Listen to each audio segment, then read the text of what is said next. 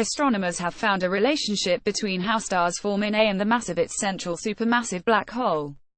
Centaurus A, one of the active galactic nuclei closest to Earth, shows jets and lobes powered by the supermassive black hole at its center in this image, which combines data from several telescopes at different wavelengths.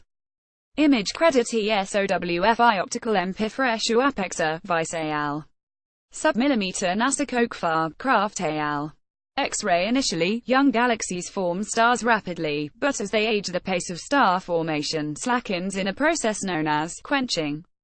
For decades, researchers have theorized that the onset of quenching is related to the mass of the supermassive black hole, equivalent to 1 million suns or more, lurking at the center of A.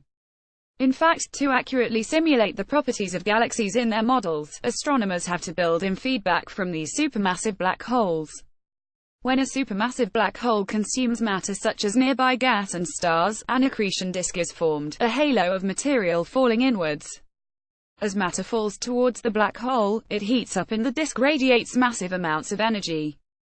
Researchers think that this energy warms up gas far away from the disk, preventing it from cooling and condensing into stars. However, until now, nobody has found any observational evidence that the energy radiated by this disk and ultimately powered by the black hole affects quenching. A paper published today in Nature changes that. Review the little book of black holes. We've been dialing in the feedback to make the simulations work out, without really knowing how it happens, said Gene Brody, a co-author of the study and a professor of astronomy and astrophysics at UC Santa Cruz. This is the first direct observational evidence where we can see the effect of the black hole on the star formation history of E.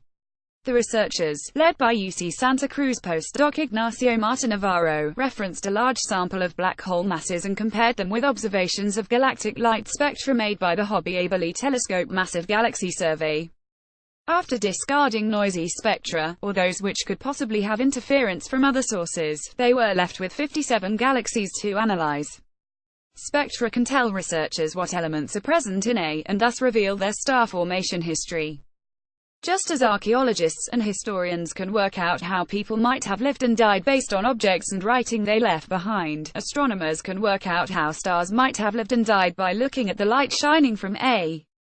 In this study, the team used computer models to estimate the stellar populations, how many old and young stars there might be from the data.